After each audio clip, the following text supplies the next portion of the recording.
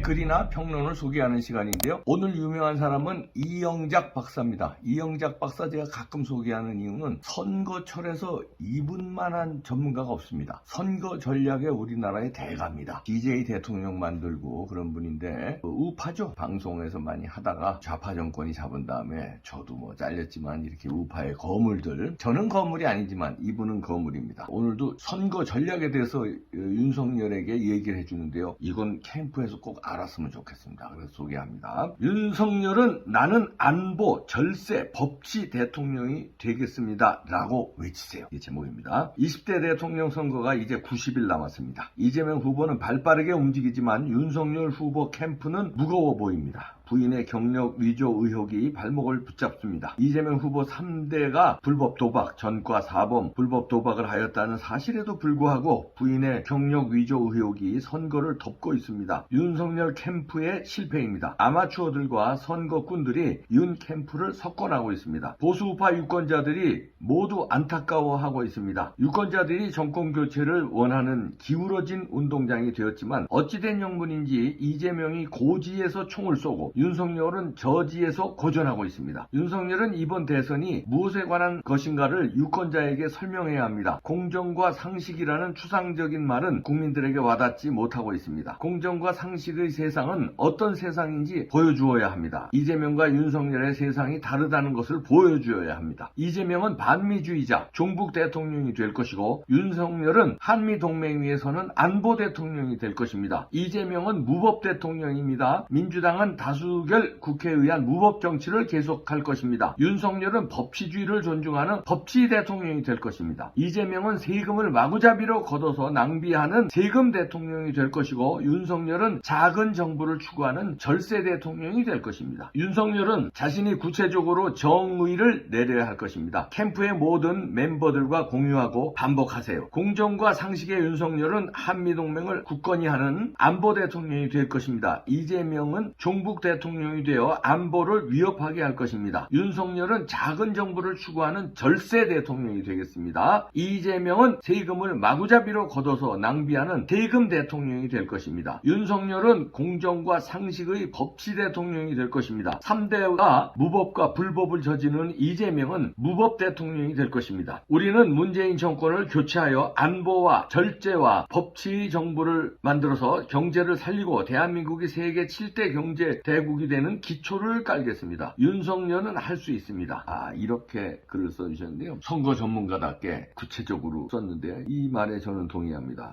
공정과 상식, 이게 추상적이에요. 물론 이재명이 공정과 상식에 반하고 문재인 정권에서 공정과 상식이 파괴됐지만 그거 추상적인 거 하지 말고 딱딱 집어서 절세 대통령이 되겠다, 안보 대통령이 되겠다, 법치 대통령이 되겠다 하면서 이재명은 무법이고 윤석열은 법치고 이재명은 한미동맹 깨부수는 팀이고 윤석열은 한미동맹 굳건히 하고 그래서 안보 대통령이 되고 이재명은 세금 마구 걷는 대통령이고 윤석열은 세금을 덜 걷는 대통령, 세금 아끼는 대통령이 되겠다. 이렇게 대비법을 써가면서 딱딱딱 현실에 와닿게 해야 된다는 얘기죠. 클린턴이 선거에 이길 때요, 바보야 문제는 경제야 이러고 공격해서 맥혔거든요. 그러면서 경제를 포인트로 탁탁 집었습니다. 그때 이제 경제를 엉망으로 만들었어요. 그래서 경제가 미국이 좀 어려웠는데 바보야 문제는 경제야 이렇게 하고 탁 짚고 들어갔거든요. 그러니까 이런 식으로 안보, 절세, 법치 대통령이 되겠다. 그럼 저기는 반대가 되니까요. 안보 허물고 절세가 아니라 증세고 법치가 아니라 무법이고 딱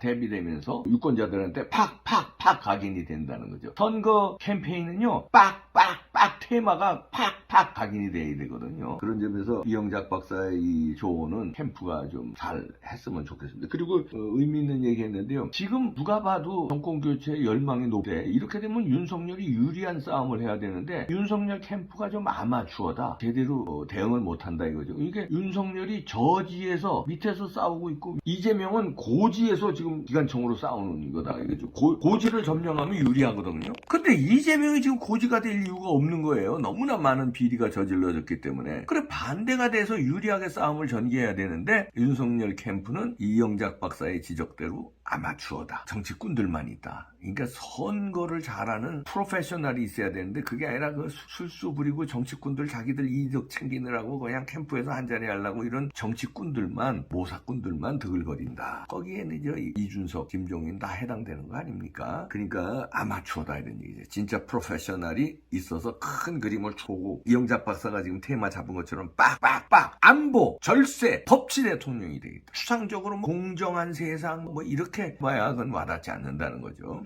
좋은 지적이시고요. 저는 이제 여기에 늘 저는 지적하지만 이렇게 해서 이길까요? 이렇게 해서는 이기는 방법인데 그건 정상적인 선거에는 지금 아마추어의 윤석열 캠프 모자라니까 이런 그 아주 핵심 코치 이런 게 맥혀서 이길 수 있습니다. 그러나 저 집단들은 정상적인 집단이 아니에요. 부정선거 하는데 그 테마가 아무리 좋아도요. 부정선거 못하게 그걸 급소를 찌르지 않으면요. 또 져요.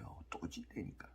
그러니까 우선 테크니컬하게 선거공학적으로 지금 이영작 박사님이 지적한 게 이거 100% 맞습니다. 이걸로 제대로 프로페셔널하게 공격을 하고 그 다음에 급소를 찔러야 돼요. 급소는 부정선거예요. 저쪽이 이쪽을 찌르는 급소인데 그 급소를 막아야 이기는 거예요. 그 급소를 막아야. 그리고 저쪽이 찌르는 공격 포인트가 되지만 왜냐하면 급소로 해서 부정선거로 해서 선거를 이기는 아주 비장의 무기죠. 그러나 그 비장의 무기는 정상적인 무기가 아니기 때문에 너 비장의 무기 이거 불법 아니야? 너 임마 이거 왜 가지고 들어왔어? 그러면은 저쪽한테도 급소가 되는 거예요. 급소를 찌르기 위해서 준비를 했는데 그걸 반칙패로 몰아버리면 저쪽이 급소를 당한 거다. 레슬링 영화를 봤는데 리키도산, 역도산이라는 그 영화 오래간만에 다시 봤습니다. 설경구가 주연한 건데 옛날에 봤었는데 또 봤는데요. 거기서 역도산을 기술로 제압할 수가 없죠. 반칙. 예를 들어서 김일 선수라든가 역도산 선수를 추리닝 요 팬티 있잖아요. 팬티에다가 그전에는 이제 오프너, 맥주병 따개 있잖아요. 오프너라든가 아니면 칼 같은 거 가져들어서 쓱 그읍니다. 그럼 이 김일 선수 이마에 찢어지잖아요. 그래도 김일 선수가 박치기 하지만 그런 식으로 반칙을 하면은 그게 비장의 무기예요. 말하자면 역도산 선수를 실력으로 못 이겨. 근데 이제 반칙으로 이기려고 뭔가 장비를 가지고 들어오면 상대 선수가 팬티 안에 칼 들어왔어. 칼 들고 있어. 도라이바 들고 왔어. 병땅에 들고 왔어. 심판한테 하고 저치들한테 얘기해서 그걸 잡아내면 반칙패가 되는 거니까 그게 저쪽에서 급소로 준비한 건데 이쪽에서 그걸 주장하는 순간 저쪽이 급소로 당하는 거예요. 똑같이 부정선거를 급소로 딱 들고 있는데 너 부정선거 하지 마. 너희는 부정선거 네가 큰일 난다. 증거 있어. 이렇게 하고 나오면 급소로 얘네들이 당한. 근데 말을 안 하잖아요. 알고 있어. 알고 있는데 팬티 안에 뭐가 이상한데 저거 뭐가 이쪽에 칼자국 같은 게 있는데 저거 얘기해야 되는데 괜히 저거 얘기하면 아니면 혹시 어떡하지? 저거 맥주병 따게 맞는 것 같은데 아니면 혹시 어떡하지? 아니면 내가 또 저 치사해 보이나? 이렇게 해서 우물쭈물하는 사이에 이거 꺼내가지고 그냥 찍으면 그냥 가는 거예요. 지는 거예요. 진 다음에 저거 맥주병 따개로 졌다. 이건 죽은 자신 불알만직인데요. 진 다음에라도 그걸 주장해야 돼요. 주장해야 반칙패로 저쪽을 몰아갈 수 있는데 진 다음에 얻어 터진 다음에 아유 아무 말 못하고 반칙패 없었어요. 맥주병으로 맥주병 따개로 맞아놓고선도 맥주병 따개 아니야. 정당하게 당수로 맞았는데 내가 이거 피난 거야. 이준석이가 이러고 있잖아요. 아니야 맥주병 따개 없었어. 아이 무슨 소리야 하지마. 맥주병 따개 있었다고 하는 놈들 이봉규 같은 놈들은 야만인들이야. 저놈들은 프로레슬링 구경할 줄도 모르는 놈들이야. 야만인들이야. 내 정치 생명 걸겠어. 이지라라고 나오는 게 이준석입니다. 그러니까 이기겠어요? 저것저건 다 요번에도 숨겨야지. 야 이번에 지난번에 조금 컸어. 맥주병 따개가. 근데 그 팬티에서 자국이 남으니까 저것들이 시비를 거는 놈들이 있더라. 관중석에서. 선수는 걸지 않고 코치들은 안 거는데 관중석에서 이봉규 같은 놈들이 막 떠들더라.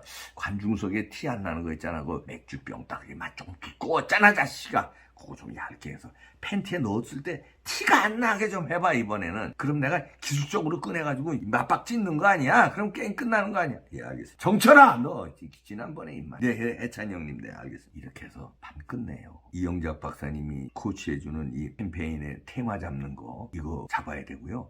그 다음에 급소 준비해야 돼요. 급소를 상대가 못 쓰게끔 너 급소 쓰지 마. 너 반칙하지 마. 이거 주장해야 돼요. 그 주장 안 하면은 악소리 못하고 당한 다음에 그 다음에 난리 쳐봐야 황교안 대표 지금 뒤늦게 물론 소중한 투쟁을 벌이고 계시는데 뒤늦게 해봐야 약효가 별로 없잖아요. 그때서부터 만약에 황교안 대표가 선거 끝난 다음부터 이거 부정이야 꼼짝 마. 야 증거 여기 있어 꼼짝 쏙. 야 재검표 들어간다 쏙. 이렇게 하고 만약에 국민들 이거 밝힙시다 하고 싸우고 이랬으면요 벌써 뒤집어져. 황교안 대표의 인기는 하늘을 찌를 겁니다. 윤석열 현상은 나오지도 않았어. 그럼 황교안 대표를 비롯한 딴 분들 다 조용했고 이준석은 오히려 반대로 부정선거 없다고 길길이 뛰고 뭐 정규재 뭐 조갑재 선생 등등이 부정선거 없다고 보수파의 오피니언 리더들이 그러니까 이게 일이 어려워졌는데요. 그런데 뒤늦게 재검표 시작되면서 황교안 대표는 역시 검사 출신답게 공안검사 출신답게 증거가 나오니까 증거 우선주의로 그때부터 싸우고 계십니다. 잘하시는 거예요. 황교안 대표 잘 싸우고 계시는데 아쉬운 건 조금 진작 싸웠으면 어땠을까. 이게 조금 아쉬운데 그래도 그건 죽은 자식 불알만지기고 지금부터 싸우시는 건 응원을 해야 됩니다. 황교안 대표 응원해야 되고요. 민경욱 국토본 대표 응원해야 되고 부정선거하고 싸워야 돼요. 싸워야 안 당해요. 또 그럼 누가 싸워야 됩니까? 윤석열 캠프에서 한마디 세게 질러야 돼요.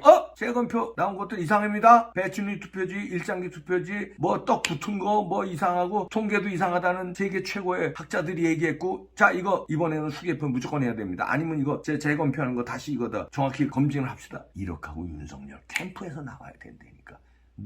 캠프에서 중진이나 아니면 후보 본인이 나오면 땡큐야. 후보 본인이 얘기하기가 약간 부담스럽다. 그러면 황교안 대표를 영입하세요. 클린선거위원장 뭐 이런 식으로 별동대로 클린선거위원장으로 황교안 대표 영입하는 순간 황교안 대표가 싸우면 윤석열 후보는 가만히 있어도 급소를 찌르는 게 돼요. 저쪽의 급소를 반대로 찌르는 게 된다. 황교안 대표를 영입하세요. 아니면 민경욱 대표는. 황교안 대표가 상징성이 있습니다. 태권 후보였었고 전 당대표였었고 비중 있는 인물이고 그러니까 그 카드가 좋아요. 요 지금 이영작 박사님의 선거 테마 잡는 거 플러스 황교안 대표 영입해서 클린선거위원회 이걸 하나 만들어서 가져가면 백전백승이지만 그게 안 되면 백전백패 될 수 있습니다. 급소는 그래서 급소예요. 저까지 이거 뭐 한만 해봐야 안 돼. 저 선수인데 이재명이 급소 빡 질러야 그냥 악소리 못하게 빡 가는 거예요.